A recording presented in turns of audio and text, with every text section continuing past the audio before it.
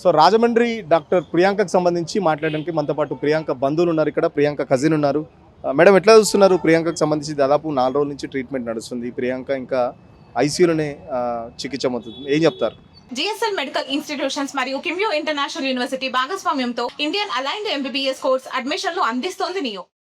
ప్రియాంకకు నేను sister in law అవుతాను. తన కజిన్ నేను. తనకు థర్డ్న యాక్సిడెంట్ అయింది. తన తన న్యూస్ అనేది 6th రిలీజ్ అయింది. చాలా ఆలస్యంగా వెలుగులోకి వచ్చింది న్యూస్ అనేది. నేను దీని గురించి చాలా బాధపడుతున్నాను. ఏదంటే అది అంత సీరియస్ సిచ్యువేషన్ని అంత లేట్గా ఎందుకు బయటకు తీసుకొచ్చారు. అండ్ బయటకు తీసుకొచ్చిన తర్వాత అక్కడ ఉన్న వాళ్ళ ఎవరైతే విట్నెస్ ఉన్నారో వాళ్ళకి థర్డ్ డిగ్రీ ట్రీట్మెంట్ ఇవ్వాలి, టార్చర్ ఇవ్వాలని నేను కోరుకుంటున్నాను ప్రభుత్వం నుంచి. ఎందుకంటే తాగిన తర్వాత థియేటర్లో ఏమైనా గొడవైందా? అసలు ఏం జరిగింది? మీకు ఏమైనా ఇన్ఫర్మేషన్ ఉందా? దానికి సంబంధించి ఏం చెప్తారు? వాళ్ళ గురించి నాకేమీ తెలియదు సార్. బట్ ఆ అమ్మాయి జస్ట్ మూవీకి వెళ్ళింది, రిటర్న్ అయింది. తన పాటికి తాను చేసుకుంటున్నప్పుడు వీళ్ళు చిన్న దీనికి దాని ప్రాణాల పైకి ఎందుకు తీసుకొచ్చారు సార్?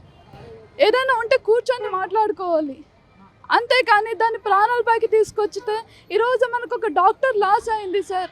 దాన్ని ఎవరు అండ్ ఒక ఫ్యామిలీకి పెద్ద కూతురు లేదు, అది ఎంత రెస్పాన్సిబుల్ ఇది తెలుసా సార్?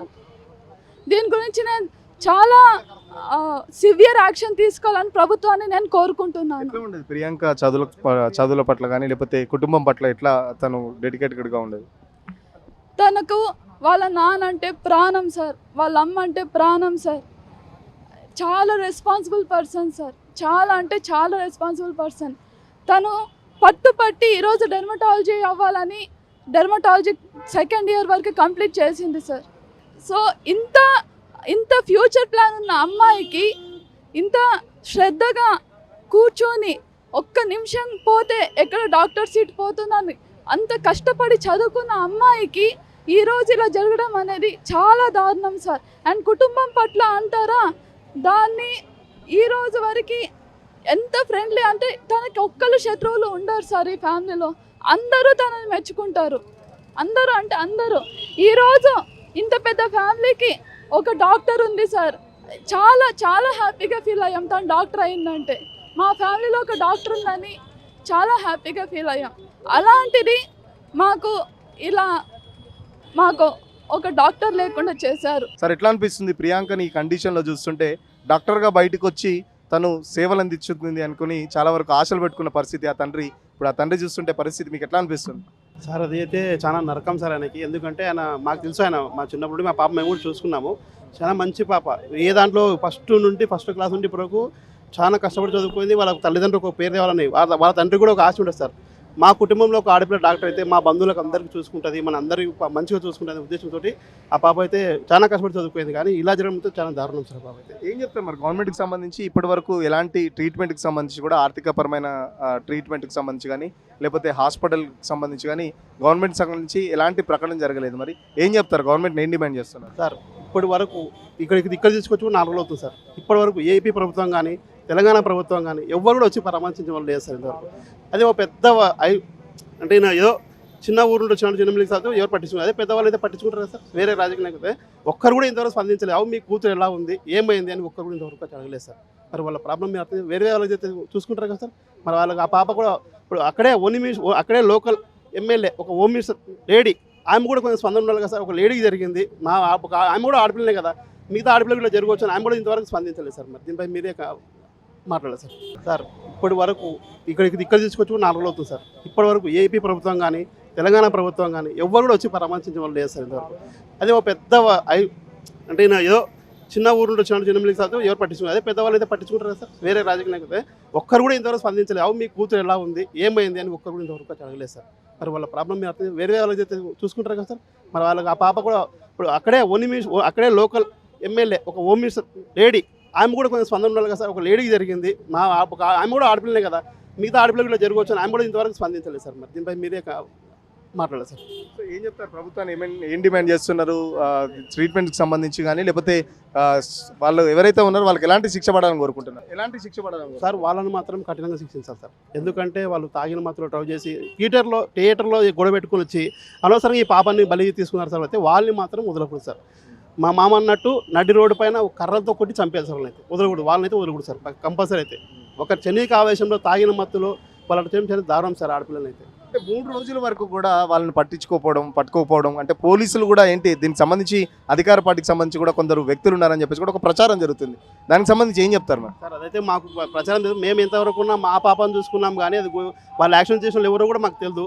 మాకు సీసీ కెమెరాలు దొరికితే వాళ్ళతో తెలిసింది. కానీ మేము ఎంతవరకు మా పాప బతకాలి, మా పాపాన్ని చూసుకున్న తర్వాత ఇది పాపను చూసుకున్న సరిపోయేది. కానీ మేము వాళ్ళతో చూసుకోలేదు సార్. వాళ్ళు కాకపోతే వాళ్ళని మాత్రం మీడియా కానీ తర్వాత వీళ్ళు రాజకీయ పోలీసు వాళ్ళు కానీ తర్వాత మెడికల్ స్టూడెంట్స్ కానీ వాళ్ళని మాత్రం కొంచెం కఠినంగా శిక్షించాలని కోరుతున్నాం. మాకు మెడికల్ స్టూడెంట్స్ కూడా సహకరించాలని కోరుకుంటున్నాం సార్. మనతో పాటు ఇంకొంతమంది బంధువులు ఉన్నారు, మాట్లాడించే ప్రయత్నం చేద్దాం. బ్రదర్ ఎట్లా ఉంది ప్రియాంక కండిషన్ ఎట్లా ఉంది, ఏమనిపిస్తుంది, ఏం చెప్తారు? ఇంతవరకు ఇంకా ఏం చెప్పట్లేదు సార్. వీళ్ళు ఇంకా క్రిటికల్ పరిస్థితుల్లోనే ఉంది. కాకపోతే ఘోరంగా అయితే అక్కడ కావాల్సిన చేసినారా ఏమనేది మనకి ఇంతవరకు కావట్లేదు. ఇక్కడ మాకు మేనమామ కూతురు అవుతుంది. కనీసం ఇక్కడ తల్లి పిల్లలు కనీసం 30-40 మంది కనీసం 4-5 రోజులు అయింది పడిగాపులు కాస్తున్నాము. ఇంతవరకు ఇంకా క్లారిటికల్గా ఏది చెప్పడం లేదు.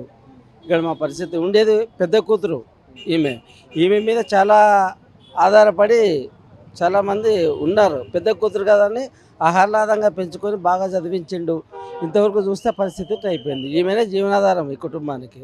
ప్రియాంక మదర్ ఎట్లా ఉంది? ప్రియాంక మదర్ కూడా నిన్న ఫిట్స్ వచ్చిందని చెప్పేసి నిన్న ఆల్రెడీ ఇక్కడ వచ్చి స్పృహ తప్పిపోయి పడింటే నిన్న బీపీ డౌన్ అయ్యి ఇదైపోయింటే మరి నిన్న క్రిటికల్గా పరిస్థితి ఉంటే మరి 2-3 గంటలు స్ట్రెచర్ పైన తీసుకెళ్ళి ఇక్కడ ట్రీట్మెంట్ ఇవ్వడం జరిగింది. ఇది ఇప్పటికైనా కూడా ఇంకా అదేంటే వాళ్ళ ఫాదర్ని అయితే ఉంటుంది సార్. మనం ఏం చెప్పడానికి రాదు. అది ఖచ్చితంగా ప్రియాంక చిన్నప్పటి నుంచి చాలా యాక్టివ్ స్టూడెంట్, కలుపుకోలుగా ఉండేది, కుటుంబంలో కూడా అందరికీ చాలా ఫ్రెండ్లీగా ఉండేదని చెప్పేసి చెప్తున్న పరిస్థితి. ప్రియాంక ఇటువంటి పరిస్థితిలో ఉంటుందని చెప్పేసి కుటుంబ సభ్యులు అయితే కన్నీరు మున్నరుతున్న పరిస్థితి. సో ఇప్పటి వరకు కూడా ప్రభుత్వం అక్కడ హోమ్ మినిస్టర్ కూడా ఒక లేడీ ఉంది, ఇప్పటి వరకు హోమ్ మినిస్టర్ ఒక లేడీగా కూడా స్పందించలేదని చెప్పేసి కూడా కుటుంబ సభ్యులు అయితే బాధపడుతున్నారు. సో కుటుంబం సంబంధించి కూడా ప్రియాంకే పెద్ద కూతురు, ప్రియాంక కుటుంబానికి పెద్ద దిక్కు కాబట్టి ఖచ్చితంగా ప్రభుత్వం ఆ కుటుంబాన్ని ఆదుకోవాలని చెప్పేసి చెప్తున్న పరిస్థితి. మరోపక్కన నిందితులకు ఖచ్చితంగా నడి రోడ్డు మీద కర్రలతో కొట్టి చంపేస్తే కానీ ఇలాంటి సంఘటన మళ్ళీ జరగవు. ఎందుకంటే ఒక సినిమా థియేటర్కి వెళ్ళి మూవీ చూస్తున్న అమ్మాయి పైన కావాలని తాగిన మత్తులో ఇంత దారుణానికి ఒడిగట్టడం అయితే చాలా దారుణం. ఇటువంటి పరిస్థితి కొన్ని రోజులైతే డాక్టర్గా బయటకు వచ్చి తను సేవలు అందించాలనుకునేది, ఒక హాస్పిటల్ కూడా ప్లాన్ చేసుకుంది. మా కుటుంబంలో ఒక పెద్ద డాక్టర్ ఉందని చెప్పేసి కూడా కుటుంబ సభ్యులతో పాటు తండ్రి కూడా చాలా గొప్పగా చెప్పుకుంటున్నాడు. తండ్రి కూడా ఇప్పటికి కూడా తను ఏడవట్లేదు. ఎందుకంటే కూతుర్ని బతికించుకోవాలనే ఆ తండ్రి ఆశ నిజంగా తన కళ్ళల్లో కనబడుతుంది. ఎక్కడ కూడా తను ధైర్యం కోల్పోవట్లేదు. తన కూతురు బయటికి వస్తుందనే ఆశతోనే ఉన్నాడు. గవర్నమెంట్ సాయం చేస్తుందా లేకపోతే గవర్నమెంట్ ఇంకేమైనా పట్టించుకుంటుందా అనేది కూడా తను అసలు గవర్నమెంట్ డిమాండ్ చేయడం అనేది కూడా వాళ్ళకి తెలియట్లేదు. ఎందుకంటే కేవలం తన శ్రద్ధ అంతా కూతుర్ని బతికించుకోవాలనే ఆశ తప్ప ఇంకో ఆశ లేదు. సో ఖచ్చితంగా హాస్పిటల్ వాళ్ళతో కూడా ఎప్పటికప్పుడు మాట్లాడుతున్నాడు. మా కూతుర్ని బతికించుకోవడానికి ఏ ఒక్క చిన్న ఛాన్స్ ఉన్నా కూడా చేయండి, ఖచ్చితంగా ఏదో ఒక మెడికల్ మిరాకిల్ జరిగితే నా కూతురు బయటకు వస్తుందన్న ఆశతో మాత్రం తండ్రిగా ఉన్నాడు. సో అందరం కోరుకున్నట్టు, వాళ్ళ తండ్రి కోరుకున్నట్టు ప్రియాంక ఎటువంటి ప్రాబ్లం లేకుండా బయటికి రావాలని చెప్పేసి మనం కూడా కోరుకుందాం. వీడియో జర్నలిస్ట్ సతీష్తో సురేష్, RTV కోసం, హైదరాబాద్.